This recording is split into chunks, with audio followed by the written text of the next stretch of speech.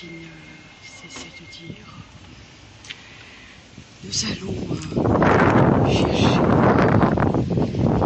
redécouvrir le jardin des senteurs. Donc, évidemment,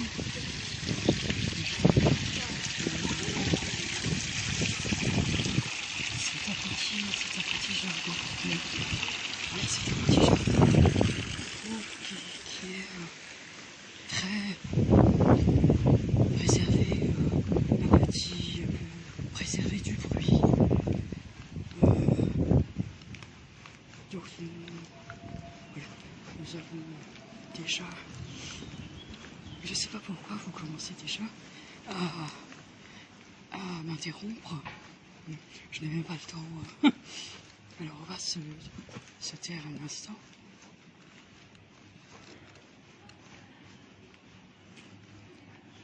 Bon.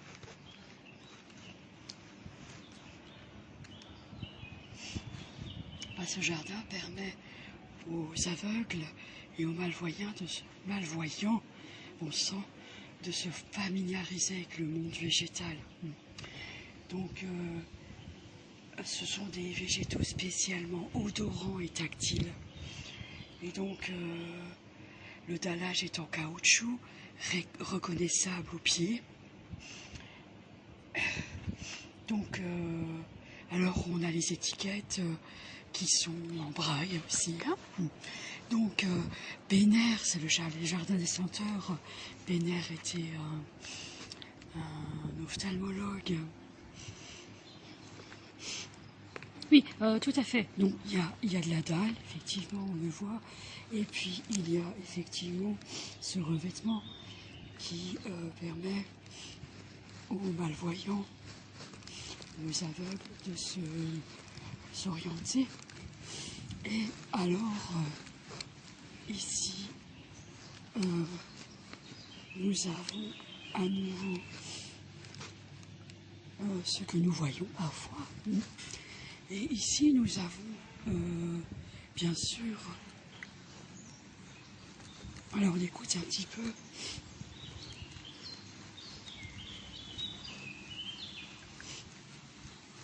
Alors, ils disent tactile, donc par exemple, alors là, on a envie de grignoter, c'est un peu comme ça qu'on le voit. C'est très très vrai. Donc voilà, donc c'est au bord des allées, ça pique. Voilà. C'est intéressant de nous rappeler ça parce que c'est pas forcément évident de savoir ce que c'est. Oui. Alors ici, alors on est peut-être passé un peu trop rapidement. Nous avons l'arrière du restaurant d'hiver. Oui, c'est ça, exactement. Oui, voilà. Alors odorante. Voilà, il y a la pierre. Hein. Il y a clients à la terrasse.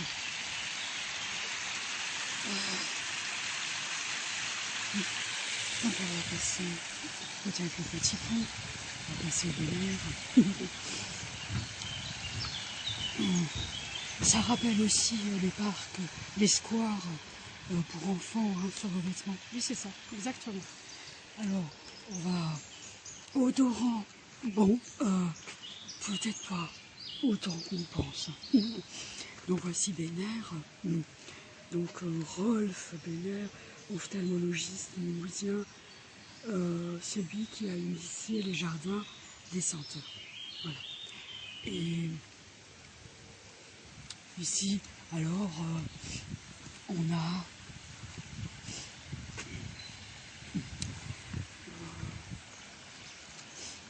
ce qui doit ressembler à un potager. Mais ce n'est pas un potager. Alors évidemment, on nous donne l'opportunité de nous asseoir. Mais c'est un jardin apaisant. Donc on voit un peu. La cour des Chênes n'est pas loin, nous allons y passer. Et la rue des Franciscains aussi. Et donc là, ce qu'on voit ici, c'est l'université populaire de Mulhouse. on va rebrousser chemin. On revient sur la théorie des cordes. Nous avions retrouvé un point sur la théorie par rapport à la théorie des cordes. Nous allons montrer un petit peu où se situe le point. C'est pas loin. Hein. C'est alors quelque part ici, hein, d'ailleurs. Voilà.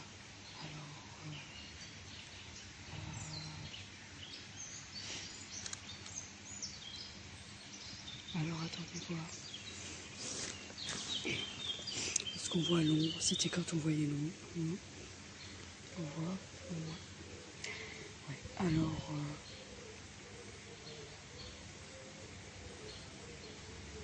juste par là.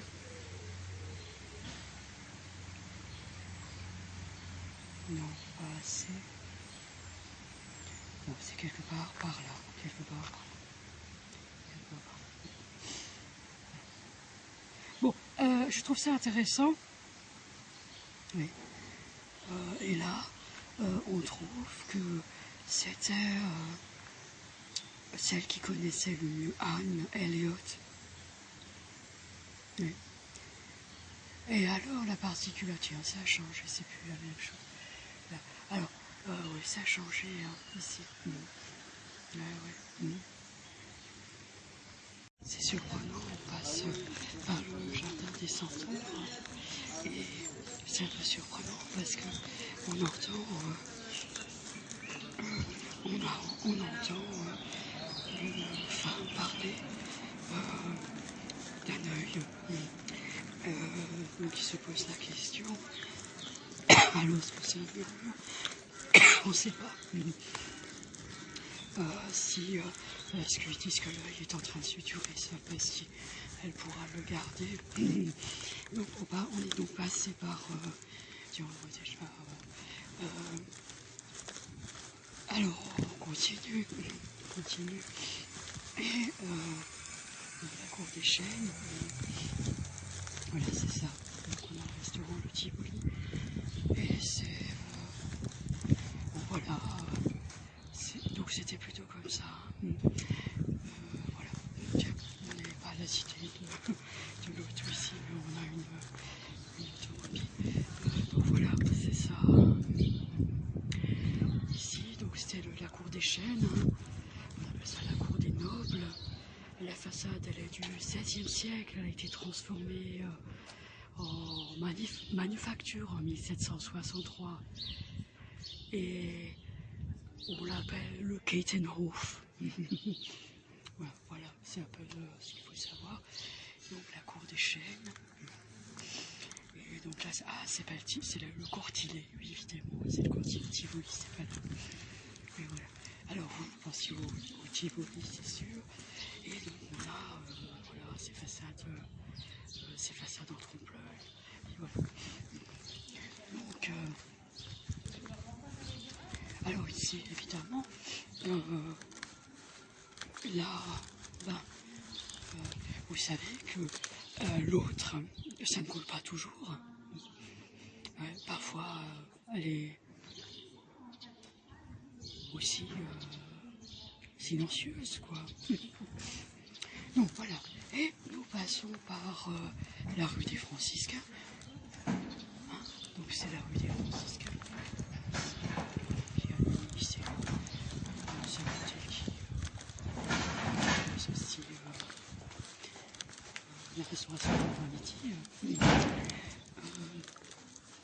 Et voilà, donc ça c'est vraiment. Alors on a les pavés, hein, mais c'est vraiment la rue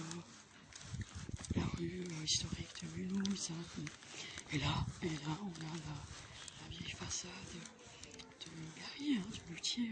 Voilà, c'est ici. Donc c'est le violon. Donc Olivier Gary fabrique lui-même ses violons. On voit les archers ici. Et bon, c'est sûr, il y avait toujours Alors, bon, Mulhouse, les Alsaciens critiquent beaucoup, hein. Malgré tout, bon, Gary, c'est mais oui, mais bien sûr, tout le monde connaît. Pour ajuster son violon, il faut aller chez Gary. Pas spécialement chez Gary, pas toujours. Ouais, mais bon, pas trop le choix, quoi. Il faut aller chez Gary ou sinon le violoniste est coincé, quoi. Bon, alors ouais, il y avait donc une critique par rapport à Olivier Gary. Bon, donc il disait, nous on est toujours non mais on remontera, hein. Oui, pour aller au Sainte-Marie. Oui, on remontera. Bon. Oui, et alors, oui, et alors il disait, bon, il fabrique des violons, bien sûr, mais c'est-à-dire, certains appelaient ça, ils arrivaient non pas à jouer avec, ils disaient, mais bien sûr, que c'était des violons, je veux dire, à la limite, pourquoi pas acheter un violon chinois, mais, oui, donc c'était, il était un petit peu critiqué, quoi. Oui, bon, et alors, bon, évidemment, il y avait, donc, vous savez, il y a plusieurs façons, bon, pour ces gens-là, hein, de travailler la notion d'investissement, si vous voulez. Donc, vous pouvez investir dans l'immobilier, évidemment, c'est le terme à la mode en ce moment, c'est aussi le terme qui chagrine beaucoup. Mais donc il y a, on repasse, on va voir si c'est par ici, je suis pas sûr, on verra bien. Et il y a aussi une autre forme d'investissement, c'est-à-dire que vous pouvez investir dans des bijoux, mais aussi dans des violons. Ouais. Alors, évidemment, il y a des violons, on va pas faire... bon, je vais parler de Stradivarius, c'est pas seulement Stradivarius qui fait des violons, c'est vraiment... on parle, voilà, l'église Sainte-Marie, là. C'est pas seulement ça, mais on pourrait se dire, bon ben voilà, vous achetez votre violon, ben, vous faites un investissement. Mais il y a aussi dans l'économie des Hollandais, on parle pas maintenant de Villegari, on va pas se mettre à dos de Villegari, mais dans le quartier d'Orient en Hollande, à Amsterdam, bon, eh ben, ils trouvent beaucoup de façons de faire un investissement, quoi. Et donc ici c'est la cour de Lorraine, on en parlera. Donc c'est l'occasion de faire un investissement, et puis c'est aussi l'occasion de dire bon bah vous vendez un violon, ben d'un luthier, ben ça vaut tant. Alors donc la cour de Lorraine c'est bon 18e siècle. Voilà, c'est une là c'est plutôt 18e siècle on va dire. Voilà. Oui, alors vous faites un investissement, et c'est-à-dire, bon bah, donc vous faites un jeu, c'est quand même aléatoire. Tiens, donc là on a des... C'est intéressant là. On va s'approcher, toujours pareil. C'est midi, alors... bon, je veux dire, vous voulez garder votre boutique ouverte longtemps, vous êtes luthier, bon c'est subjectif, hein, le prix de l'eau. Donc, vous dites qu'il y a tel prix, et vous pourriez très bien dire qu'il a tel prix, et puis il y a encore ce prix-là, il y a encore ce prix-là. Vous pourriez très bien dire que c'est ce prix-là que vous pouvez considérer, et puis vous multipliez le prix par 3. Parce qu'il va prendre de la valeur. C'est-à-dire, puis vous pourriez vous dire que bah non, c'est pas comme ça, il le vend pas comme ça son violon, il le vend autrement. Mais ouais, il le vend. Ah ben, il peut très bien dire qu'il le vend 3 fois. Alors, bon, ça, c'est l'église Sainte-Marie, évidemment.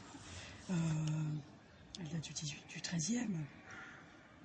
Et c'est cette église qui a été construite par les franciscains. Oui, c'est ça.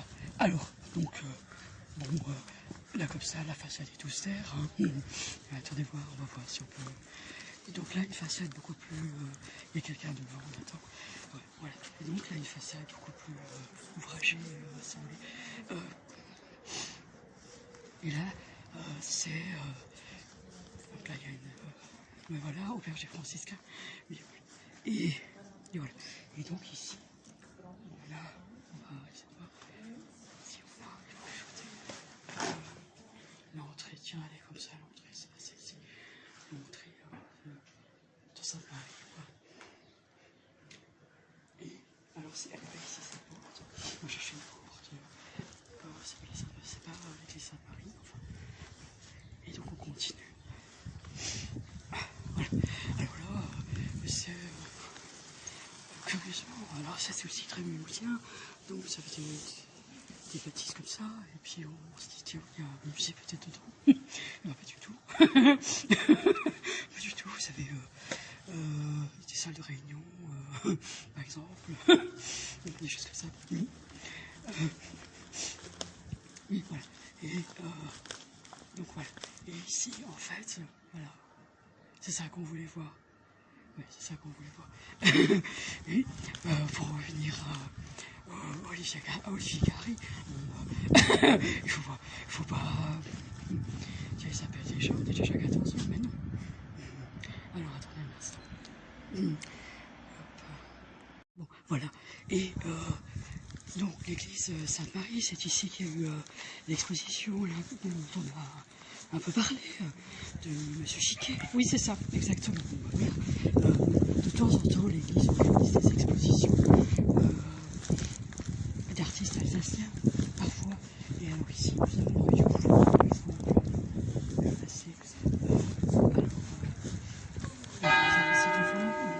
Ça c'est rue du Couvent.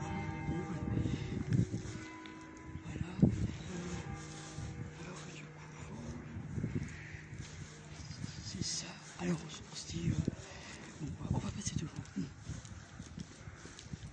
Donc voilà. Et donc, pour en revenir à Olivier Gary, évidemment. Mais par contre, alors un joaillier, un bijoutier, vous direz, oui, mais vous achetez votre montre 2000 € par exemple. Donc, bon, alors, vous êtes initié à la chose ou pas? Oui, donc vous pouvez pas leur dire, vous comprenez, vous pouvez pas dire, il faut être initié dans certaines corporations, certains métiers, mais il faut être initié à cette chose-là. Vous ne pouvez pas tout de suite monter au créneau parce que vous dites ah 2000 €, la montre ne marche plus au bout d'un moment.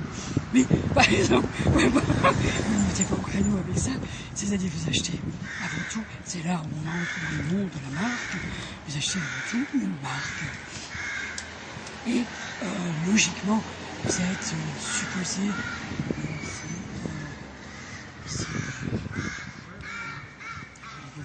c'était une cave ici, la caviste, c'est ce caviste.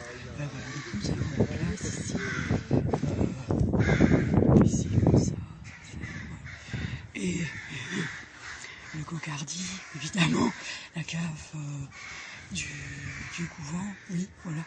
Bon, c'était un restaurant, mais apparemment, ils cherchent à reprendre. Donc, c'est ça qu'il faut intégrer. Et, alors, on n'est pas initié dans ces choses-là. Voilà. Voilà. Alors, une autre venue à la rue du couvent, et voilà. Et donc, ouais. Donc on voulait revenir sur... voilà, on est surexposé. Donc, alors oui, là on a...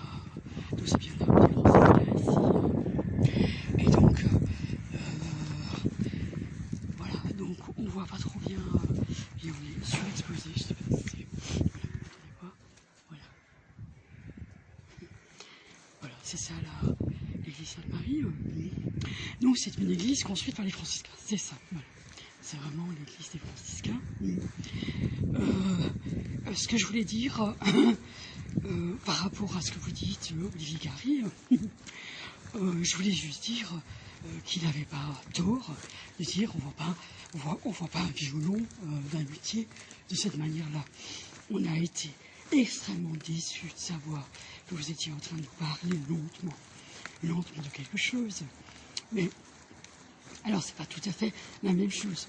Bon, mais c'est pas tout à fait la même chose. Non, mais bon. Mais ce que je voulais dire, la rue des Franciscains, c'est pas la rue qui nous impressionne le plus finalement. Parce que la rue des Franciscains, elle n'est pas terrible par rapport à nos rues à nous, hein. Nous en Angleterre, hein. Nous aussi on a des rues des Franciscains, sans doute, oui. Et ben, nous aussi en Angleterre, on a eu cette malencontreuse idée de savoir ce que c'était que l'Angleterre. L'Angleterre, ce n'est pas facile de comprendre ce que c'est. Puisque vous pensiez qu'ici, nous avions l'occasion de savoir qui c'était. Eh ben non, on n'a pas l'occasion de savoir qui c'était ces gens-là. Quand ils arrivaient avec leur violon, et quand ils allaient avec leur violon, on savait très bien qu'ils ne parlaient pas. Qu'ils faisaient simplement du violon pour nous dire qu'ils ont un problème avec l'idée de faire pas du violon. Si vous faites pas du violon, faites pas du violon. Mais c'était chez nous, et quand on est passé devant, on est passé devant, on a eu un choc de voir que personne ne savait ce que c'était que le BNR. Oui, donc pour les malvoyants, oui, c'est ça. Oui, mais alors, ce que j'ai pas compris, c'est pourquoi BNR. Oui, parce que vous vous dites ça, et c'est tout ce que je dis.